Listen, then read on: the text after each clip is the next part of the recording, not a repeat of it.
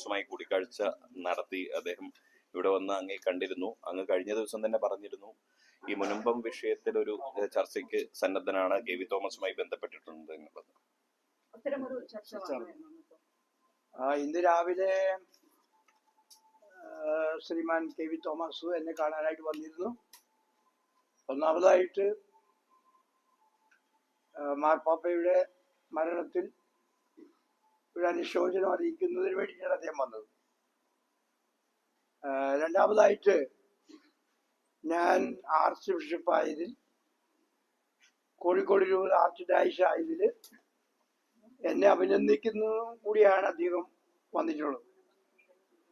അതിനിടയിൽ നിങ്ങൾ ചോദിച്ച ചോദ്യം, മുനമ്പത്തെ ഇഷ്യൂവിനെ കുറിച്ച് അദ്ദേഹം എന്നോട് സംസാരിക്കുകയുണ്ടായി. അതായത് ഈ ജസ്റ്റിസ് രാമചന്ദ്രൻ നായർ കമ്മീഷൻ ഉണ്ടല്ലോ, ആ കമ്മീഷൻ റിപ്പോർട്ട് അദ്ദേഹം പറഞ്ഞത് ഈ മാസം അവസാനം വരുമ്പോഴേക്കും ഒരുപക്ഷെ പുറത്തേക്ക് വരും. അതിനുശേഷം ഗവൺമെന്റ് മുനമ്പത്തെ കുടുംബങ്ങൾക്ക് വേണ്ടി എന്തെങ്കിലും ചെയ്യാനായിട്ട് ആലോചിക്കുമെന്നാണ് പറഞ്ഞത്. അതായത് ശ്രീമാൻ കെ.വി. തോമസ് പറഞ്ഞത് ഈ 610 കുടുംബങ്ങളെ ഏതെങ്കിലും തരത്തിൽ രക്ഷിക്കാൻ സാധിക്കുന്ന മാർഗങ്ങൾ ഉണ്ടെങ്കിൽ അത് ഉപയോഗിച്ച്, പ്രത്യേകിച്ച് അവരുടെ ലാൻഡൊക്കെ ക്രയവിക്രയം നടത്താൻ വേണ്ടിയിട്ടുള്ള സാധ്യതകളെ കുറിച്ചൊക്കെ ചിന്തിക്കുമെന്ന് അദ്ദേഹം പറഞ്ഞത്. കൂടുതലായിട്ടും എൻ്റെ അടുത്ത് അദ്ദേഹം വന്നത് എന്നെ അഭിനന്ദിക്കാനും മാർപ്പാപ്പയുടെ വേർപാടിൽ അനുശോചനം അറിയിക്കുന്നതിന് വേണ്ടിയിട്ടാണ്. അങ്ങനെ പറഞ്ഞിരുന്നു. പക്ഷെ അപ്പൊ ഇപ്പോൾ പറഞ്ഞത് നമുക്കത് ഈ രാമചന്ദ്രൻ നായർ കമ്മീഷന്റെ അത് പുറത്തേക്ക് വന്നു കഴിയുമ്പോൾ പിന്നെ കൂടുതലും ഈ കാര്യങ്ങൾക്ക് ഇപ്പൊ ജുഡീഷ്യറിയുമായിട്ട് ബന്ധപ്പെട്ട് കിടക്കുകയാണ്. അപ്പൊ ആര് ഒരു തീരുമാനം എടുത്താലും അതിന്റെ പ്രത്യാഘാതങ്ങളൊക്കെ ഉണ്ടാകും. ഇപ്പൊ എല്ലാം കണക്കിലെടുത്തിട്ട് വേണം ആർക്ക് വേണമെങ്കിൽ എന്തെങ്കിലും സൊല്യൂഷൻ കൊണ്ടുവരാനായിട്ട്. പക്ഷെ നമുക്കൊരു കാര്യം നിങ്ങളോട്, മാധ്യമങ്ങളോട് എനിക്ക് പറയാനുള്ളത്, ഈ 610 കുടുംബങ്ങളുടെ കാര്യം നിങ്ങളെപ്പോഴും നല്ല നിലയിൽ തന്നെ ഇത് വാർത്ത കൊടുക്കുകയും ആരുടെ ഭാഗത്തു നിന്നായാലും അതിനുവേണ്ടി സഹായം കിട്ടുകയും ചെയ്യേണ്ടത് നമുക്ക് അത്യാവശ്യമാണ്. അത് അവരെ പ്രശ്നം തീരുവാന്നുള്ളതാണ്. നമ്മൾ പാർട്ടിയോ ജാതിയോ മതമോ ഒന്നും നോക്കാതെ ഇതൊരു മാനുഷിക പ്രശ്നമായിട്ട് കണ്ടുകൊണ്ട് അതിന് പരിഹാരം കാണാനാണ് നോക്കേണ്ടത്. ഒരിക്കലും ഇങ്ങനെയുള്ള പ്രശ്നങ്ങൾ വരുമ്പോൾ നമ്മൾ മതത്തിൻ്റെയോ അല്ലെങ്കിൽ മറ്റുള്ള കാര്യങ്ങളോ നോക്കരുത്. മറിച്ച് അത് മനുഷ്യന്റെ പ്രശ്നമാണ്, മനുഷ്യൻ നേരിടുന്ന പ്രശ്നം. അത് തീർത്തു കൊടുക്കാനായിട്ട് എല്ലാവരും കൂട്ടായിട്ട് പ്രവർത്തിക്കുന്നുണ്ട്. മാധ്യമങ്ങളും അതുപോലെ ഭരണത്തിലിരിക്കുന്നവരും അത് മറ്റെല്ലാ പ്രസ്ഥാനങ്ങളും ഒക്കെ രംഗത്ത് വന്ന് അത് ഒരു മാറ്റം ഉണ്ടാക്കണമെന്ന് ഞാൻ പ്രത്യേകമായിട്ട് പറയുകയാണ്.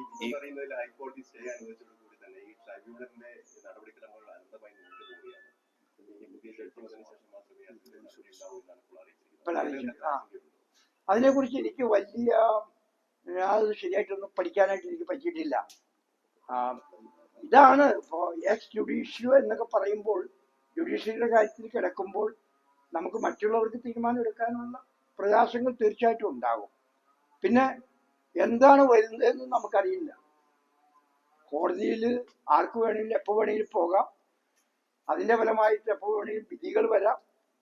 അപ്പോൾ ആരെടുക്കുന്ന തീരുമാനം അതിനൊക്കെ മാറ്റിമറിക്കാനും സാധിക്കും. അന്തിമ വിധി നമുക്കറിയാം, അത് കോടതിയുടേതായിരിക്കും, ജുഡീഷ്യറി തീരുമാനിക്കേണ്ടത്, അല്ലേ? അപ്പൊ ഇപ്പൊ അങ്ങനെ കേസുകളൊക്കെ കിടക്കുന്നത്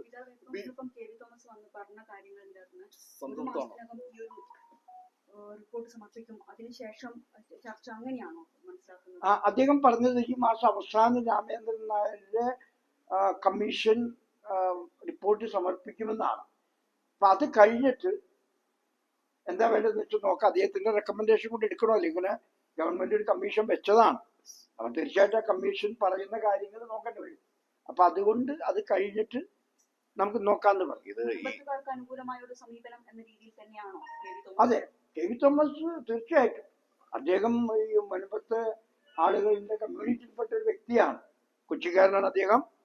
മാത്രമല്ല അദ്ദേഹം ലത്തീൻ ക്രൈസ്തവ സമുദായത്തിലെ അംഗമാണ്. അതുകൊണ്ട് തന്നെ അദ്ദേഹത്തിന് ജനങ്ങളാണ് അവിടെ ഉള്ളത്. പ്രതീക്ഷ നൽകുന്നുണ്ട്. പരിഹരിക്കപ്പെടുമെന്നാണ് എൻ്റെ പ്രതീക്ഷ, എൻ്റെ പ്രത്യാശ. അതാണ് നമ്മളെപ്പോഴും നമ്മൾ പറയില്ലേ, പ്രത്യാശ നമ്മളെ നിരാശരാക്കുന്നില്ല എന്ന് പറയുന്നത്. നമ്മളെല്ലാം പ്രത്യാശിക്കുന്നു, അതെല്ലാം പിന്നെ നമ്മൾക്ക് ദൈവത്തിൽ വിശ്വസിക്കുന്നവരാണ്. ദൈവമെല്ലാം നടത്തി തരുമെന്നുള്ള ഒരു ബോധ്യം, വിശ്വാസമൊക്കെ നമുക്കുണ്ട്. എന്തായാലും മുനമ്പത്തെ ജനത അനാഥമാകില്ല. അവരെ സഹായിക്കാനായിട്ട് എനിക്ക് തോന്നുന്നു എല്ലാ പാർട്ടികളും ഒരുമിച്ചത്. ഈ പൗളോ കൊയ്ലോ എന്ന് പറയുന്ന ഒരു സാഹിത്യകാരനുണ്ട്, എഴുത്തുകാരൻ. അദ്ദേഹം പറയുന്നത്, നമ്മളൊരു തീരുമാനം എടുക്കുകയാണെങ്കിൽ ആ തീരുമാനത്തെ പൂർത്തീകരിക്കാൻ, അത് ഫുൾഫിൽ ചെയ്യാനായിട്ട് ഈ പ്രകൃതിയിലെ എല്ലാ ശക്തികളും നമ്മുടെ കൂടെ നിൽക്കുന്നു പറയുന്നത്. അതുപോലെ തന്നെ എനിക്ക് പറയാനുള്ളത്, മുനമ്പൻകാരുടെ കൂടെ ഈ കേരളത്തിലെ, ഇന്ത്യയിലെ എല്ലാ ശക്തികളും കൂടെ നിൽക്കും. അവിടെ വിഭാഗീയതയില്ലാതെ തന്നെ മനുഷ്യരാണ് അവരെന്നുള്ള ആ സമീപനം തീർച്ചയായിട്ടും എടുക്കുമെന്ന് ഞാൻ വിചാരിക്കുകയാണ്. അപ്പോൾ ദൈവം ഇടപെടും, ജനങ്ങൾ ഇടപെടും, നിങ്ങളൊക്കെ ഇടപെടും. കോടതിയിലെ നടപടിയിലും പ്രതീക്ഷയാണ്. കോടതി നടപടിയും, ഇത് കോടതിയും നിയമം എന്ന് പറയുന്നത് മനുഷ്യന് വേണ്ടിയിട്ടാണല്ലോ. മനുഷ്യന് വേണ്ടിയിട്ട് വ്യാഖ്യാനിക്കാൻ വേണ്ടിയിട്ടുള്ള നിയമങ്ങൾ ഉണ്ടാക്കിയിരിക്കുന്നത്. അത് യേശുക്രിസ്തു പഠിപ്പിച്ച സാപത്ത് മനുഷ്യന് വേണ്ടിയാണ്, അല്ലെ മനുഷ്യൻ സാപത്തിന് വേണ്ടിയിട്ടുള്ളതാണെന്ന് പറഞ്ഞിട്ടുണ്ട്. അപ്പൊ നിയമം മനുഷ്യന് വേണ്ടിയാണ്. അപ്പോൾ ആ നിയമത്തെ ജനങ്ങളുടെ നന്മയ്ക്ക് വേണ്ടി വ്യാഖ്യാനിക്കുക എന്നുള്ളത് കാലത്തിന്റെ അടയാളങ്ങൾ മനസ്സിലാക്കി പ്രവർത്തിക്കുന്ന ജഡ്ജിമാരെ നമുക്ക് പറയാൻ സാധിക്കും. അന്തിമ തീരുമാനം എടുക്കേണ്ടത് കോടതിയാണെന്ന് പറയുമ്പോൾ തന്നെ അതിനകത്തോളം ഇടപെടലുകൾ സാധ്യതയുണ്ട്. കാരണം രാഷ്ട്രീയമായിട്ട് ഇടപെടലുകൾ സാധ്യത അല്ല, കോടതി എടുക്കുമ്പോൾ അവിടെ രാഷ്ട്രീയമായിട്ട് ഇടപെടലുകൾ പറ്റൂലല്ലോ. പക്ഷെ രാഷ്ട്രീയം നമ്മളുടെ ഇവിടെയൊക്കെ നിലനിൽക്കുന്ന കാര്യങ്ങൾ കോടതിക്ക് വിലയിരുത്താൻ സാധിക്കും.